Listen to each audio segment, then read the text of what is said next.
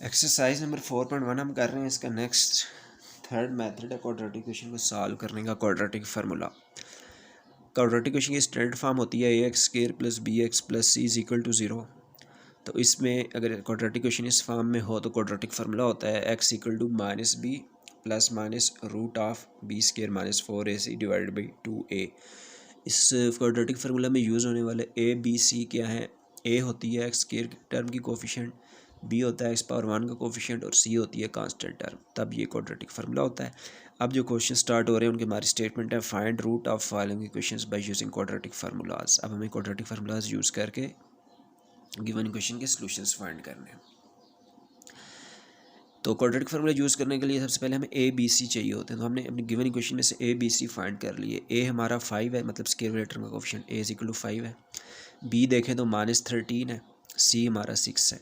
तो simple quadratic formula लिखा हमने x equal to minus b plus minus root of b square minus 4ac divide 2 है। और ये ए बी सी पुट कर दिए हैं। बी -13 है, बी अगेन -13 है, 4ac ए 5 है, सी 66 है और साथ 4 मल्टीप्लाई ब्रैकेट्स यूज़ करेंगे रूट के अंदर। Whole divided by a again 5 है, 2 मल्टीप्लाई। तो ये मल्टीप्लिकेशन करें 13 स्क्वायर 169। तो कैलकुलेटर से 4 मल्टीप्लाई 5 मल्टीप्लाई 6 120 हो जाएगा और 169 माइनस 120 49 हो जाएगा। 49 हमें मालूम है 7 का होल स्क्वायर होता है।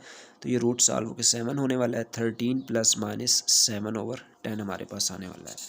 तो ये किया, 13 प्लस माइनस 7/10 हो गया। उसके बाद अगेन प्लस कहाँ से सेपरेट कर लेंगे, माइनस कहाँ से सेपरेट कर लेंगे। 13 plus 7 will be equal to 20, 20 divide by 2 10 will be equal to 2 and 13 minus 7 will be equal to only 6, 6 divide by 10 complete division नहीं होती है, 2 से कैंसिल हो गया, 3/5 बचेंगे। So 2 and 3/5 is the solution set. 17 question important है। 15x square plus 2ax minus ए square. ये again quadratic equation है, वेरिएबल इसका x है और अगेन इसमें इक्वेशन में आर्बिट्रेरी कांस्टेंट ए यूज़ हो रहा है, आर्बिट्रेरी कांस्टेंट ए यूज़ हो रहा है। खैर वो कोफिशिएंट कांस्टेंट का हिस्सा है। हमने ए बी सी लेने हैं। एक्स के टर्म का कोफिशिएंट 15 ए के लाएगा, बी जो एक्स पावर 1 वाले टर्म का कोफिशिएंट है 2a और सी जो कांस्टेंट टर्म है, कांस्टेंट टर्म माइनस आ रहा है तो वो कोफिशिएंट का पार्ट है। चूँकि स्टैंडर्ड फॉर्म होती है क्वाड्रेटिक इक्वेशन की, स्टैंडर्ड फॉर्म में साइंस सब प्लस के होते हैं। अगर तो गिवन इक्वेशन में कहीं पर माइनस अगर आ रहा है, अगर कहीं पर माइनस आ रहा है तो उसको हम कोफिशिएंट का पार्ट बना देंगे। तो हमारा सी बना माइनस ए स्क्वायर। तो क्वाड्रेटिक फार्मूला हमने लिखा है minus b plus minus root of b square minus 4ac और 2 वैल्यूज पुट कर दिए। बी 2a है, अगेन बी 2a है, उस पर होल स्क्वायर है, ब्रैकेट यूज़ करेंगे चूँकि 2 पर हम स्क्वायर डाल रहे हैं, दो चीज़ों पे स्क्वायर डाल रहे हैं, होल ब्रैकेट लाजमी डालनी है। -4ac ए 15 है और सी माइनस ए स्क्वायर है। तो ये मल्टीप्लिकेशन करते हैं, 2a square will be equal to 4a square और 64 मल्टीप्लाई 15 60a स्क्वायर हो जाएगा, ऐड होकर 64a स्क्वायर हो जाएगा। तो ए ऑलरेडी स्क्वायर है, 64 जो है वो 8 का स्क्वायर होता है, यानी कि ये रूट सॉल्व हो के 8a आंसर आने वाला है हमारे पास। तो इस तरह से 8a होल स्क्वायर हो गया और रूट कैंसिल हो गया, प्लस माइनस 8a/30 है। तो अगेन उसी तरह से प्लस कहाँ से सेपरेट कर लिया, माइनस कहाँ से सेपरेट कर लिया, सॉल्व कर दिया। -2a plus 8a will be equal to 6a/30। तो 6 और 30 कैंसिल होकर a/5 रह जाएगा और यहाँ पर -2a minus 8a science same add हो जाएंगे, -10a/30। तो 3 और 30 आप 10 3 से 30 माइनस a/3 आंसर आ जाएगा, a/5 minus a/3। Again is the important question. Next question number 18 है। 16x square plus 8x plus 1 equal to 0। इसको अगेन क्वाड्रेटिक फार्मूला से सॉल्व करना है। ए बी सी निकाल लिए और इस तरह से क्वाड्रेटिक फार्मूला लिखा, वैल्यूज पुट की। 64 माइनस 64 इस बार रूट के अंदर बनता है, 64 minus 64 will be equal to 0। तो रूट ही रिमूव हो गया तो ओनली -8/32 रह जाता है। 8/32 8 से कैंसिल हो के 1/4 रह गया। तो एक ही आंसर है इस इक्वेशन का, -1/4। इसके 2 आंसर्स नहीं आए, इसका एक ही आंसर है। असल में 2 टाइम्स -1/4 आता है इस क्वेश्चन के सोल्यूशन में, लेकिन सोल्यूशन सेट में एक नंबर एक ही बार लिखा जाता है, तो एक ही बार -1/4 लिखेंगे। नेक्स्ट क्वेश्चन नंबर 19 इंक्लूडेड है एक्सरसाइज का स्मार्ट सिलेबस में with the statement solve this quadratic equation by quadratic formula. तो क्वाड्रेटिक फार्मूला तो तब यूज़ होता है ना जब इक्वेशन स्टैंडर्ड फॉर्म में हो। जब इक्वेशन स्टैंडर्ड फॉर्म में हो, A X square plus B X plus C, उसमें एक्स स्क्वायर की एक टर्म हो, एक एक्स पावर 1 की हो, एक कांस्टेंट टर्म हो इक्वल टू 0। तो अभी तो ये इक्वेशन उस फॉर्म में ही नहीं है, तो पहले इस इक्वेशन को इस स्टैंडर्ड फॉर्म में लेके आएंगे। यानी कि सबसे पहले हमें ये ब्रैकेट्स ओपन करनी है। ये ब्रैकेट्स ओपन होंगी तो पहले फर्स्ट ब्रैकेट का एक्स माइनस बी के साथ मल्टीप्लाई होगा, फिर फर्स्ट ब्रैकेट का -a x माइनस बी के साथ मल्टीप्लाई होगा, सेकंड ब्रैकेट का एक्स पहले एक्स माइनस सी के साथ मल्टीप्लाई होगा, फिर माइनस बी एक्स माइनस सी के साथ मल्टीप्लाई होगा। इसी तरह से एक्स पहले एक्स माइनस ए के साथ मल्टीप्लाई होगा, फिर माइनस सी एक्स माइनस ए के साथ मल्टीप्लाई होगा। तो ये मल्टीप्लिकेशंस कर दी जाए, x square minus x b होगा, यहाँ पे minus a x plus a b हो जाएगा, और आगे भी ये 4 ब्रैकेट्स ओपन कीजिए तो ये बन जाती है। अब लाइक टर्म्स को कंबाइन किया जाए, लाइक टर्म्स को कंबाइन किया जाए। लाइक टर्म्स कौन सी होंगी? जिनके वेरिएबल्स और उनकी पावर्स सेम हो। ये भी एक्स स्क्वायर है, ये भी एक्स स्क्वायर है, ये भी एक्स स्क्वायर है। ये 3 लाइक टर्म्स हैं, इन तीनों के कोफिशिएंट्स हैं +1 +1 +1। तो ये कोफिशिएंट्स ऐड होके 3x स्क्वायर हो जाएंगे। ये होगी स्क्वायर वेटर। पावर 1 वाले टर्म किस तरफ आते हैं? पावर 1 वाली 6 टर्म्स हैं, एक्स पावर 1 की बात हो रही है। एक्स पावर 1 वाली 6 टर्म्स हैं, एक ये है, एक ये है, एक ये है, एक ये है, एक ये है, एक ये है।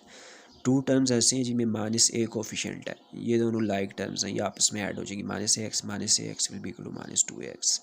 एक bx की ये टर्म है, एक bx की ये टर्म है, ये दोनों आपस में ऐड हो जाएंगी, लाइक टर्म्स हैं, -bx -2bx। इस तरह से सी एक्स की 2 है, एक ये और एक ये है। सी एक्स लिखा हो या एक्स सी लिखा हो, ये सेम चीज़ें हैं, तो ये दोनों आपस में ऐड हो जाएगी, -2cx हो जाएंगे। उसके बाद कांस्टेंट टर्म्स, वो जिनमें एक्स सिरे से है ही नहीं, एक है ए बी, एक है बी सी और एक है सी है, इनको एंड में कंबाइन करके लिख लिया और equal to 0 as it is. अब क्लियर है कि ये एक्स स्क्वायर की टर्म है, और इन तीनों टर्म्स में ये जो 3 टर्म्स हैं, इन तीनों में एक एक्स और एक -2 कॉमन है। तो इन तीनों टर्म्स में से -2 और x कॉमन ले लिया, ब्रैकेट डाली है। इन तीनों में से -2 कॉमन लेके ब्रैकेट से पहले लिखा है, और इन तीनों में से x कॉमन लेके ब्रैकेट की राइट साइड पे लिखा है। तो -2 कॉमन से साइंस भी चेंज हो जाएंगे, और -2 और x हर टर्म में से हमने कॉमन ले लिया है, पीछे ओनली a + b + c रह जाएगा, and these 3 terms as it is. अब क्लियर हो चुका है, ये एक्स स्क्वायर की टर्म है, ये एक्स पावर 1 की टर्म है, और ये कांस्टेंट्स होने वाली हैं। अब क्वाड्रेटिक फार्मूला के लिए a b c हम सेपरेट कर सकते हैं। इस क्वाड्रेटिक क्वेश्चन में एक्स का कोफिशिएंट 3 है, ये a बनेगा, एक्स पावर 1 का कोफिशिएंट ये है, ये स्मॉल b बनेगा, और कांस्टेंट टर्म ये कंप्लीट सी बन जाएगी क्वाड्रेटिक फार्मूला के लिए। अगर जिसमें सी अगेन यूज़ हो रहा है, लेकिन क्वाड्रेटिक फार्मूला में हम कांस्टेंट को सी का ही नेम देते होते हैं। उसके बाद क्वाड्रेटिक फार्मूला लिख लिया हमने, ये होता है। अब वैल्यूज़ पुट कर दिए, बी एक माइनस, तो क्वाड्रेटिक फार्मूला में बी में अपना माइनस है, तो ब्रैकेट यूज़ करके बी की वैल्यू पुट कर दी है। अगेन रूट के अंदर बी पर स्केयर है, ये बी की वैल्यू अगेन पुट करके उस पर हमें स्केयर डालना है। -4ac या -4 फार्मूले वाला लिखा, a हमारा 3 है वो लिख लिया, और c हमारा ये है, ये लिख लिया, डिवाइड बाई 2 × a हमारा 3 है, तो +2a + b + c हो गया। प्लस माइनस के बाद ये रूट सॉल्व किया, -2 का स्केयर 4 हो गया, ये जब ब्रैकेट ओपन होगी तो ये होल स्केयर -2 का भी है, ब्रैकेट का भी है, दोनों का सेपरेट हो गया।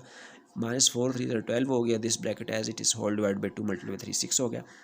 तो ये मज़ीद सिम्प्लीफिकेशन कीजिए, रूट के अंदर आके ये स्केयर ओपन करें, a + b + c का whole square, a + b + c whole square का फार्मूला होता है a² + b² + c² + 2ab + 2bc + 2c है, ये आपको याद करना है।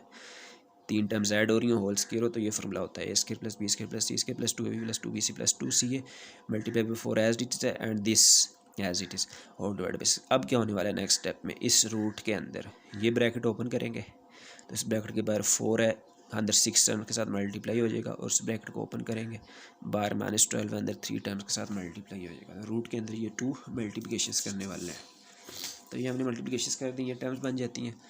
अब इनमें स्केयर वाली टर्म्स, ये फर्स्ट 3 स्केयर वाली टर्म्स एज इट इज़ आ गई, और जो कांस्टेंट टर्म्स हैं वो उनमें 2 लाइक टर्म्स हैं, 8ab -12ab लाइक टर्म्स हैं, इनके unknown constants a b same है, +8 -12 -4ab, इसी तरह से 8bc -12bc -4bc 8ca -12ca -4c ये रह जाएगा। अब बस ये रूट के अंदर की सिंप्लीफिकेशन चल रही है। अब जो रूट के अंदर 6 टर्म्स आई हैं, इन 6 टर्म्स में 4 कॉमन है, 4 कॉमन ले लें, पीछे ये टर्म्स बच जाएंगी।